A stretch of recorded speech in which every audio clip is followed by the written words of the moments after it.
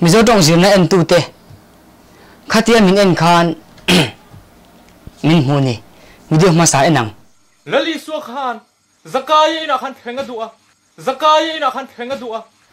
lali su kha zakai te na khan then adua ti chona thleng ta ni lali su kha zakai te na thleng adu lo lali su kha zakai te na khan then adua a thleng ta ni thleng then ti dang am hun omani chu video lang en liang se tu kan lu hai lo pung kan pe lui tu ni tu kan dan ani kan pe yang kan pe yang wa in so jai ho te kha an pe lova an pai ani zuri ang mai an kal pai ani enula hey pui hey hi an pe lo an pai ani zok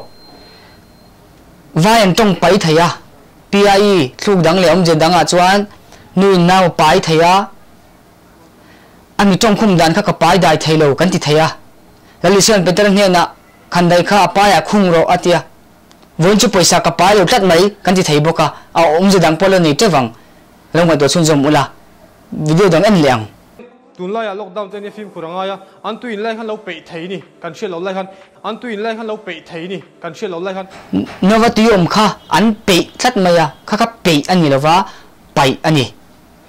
pe chu na te bokan thok pe lo theya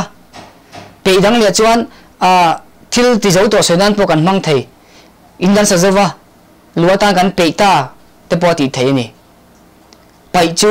bollo te po boma kan pai thei ni bollo ka pai pe lo ti turani una du tak te u bollo hi aboma lo payang cheu lo pe re song cheu ka khong phong cheu pai ro i thian te mo i chung te mo china kan soi tak tong kam mang dik lo nom chuan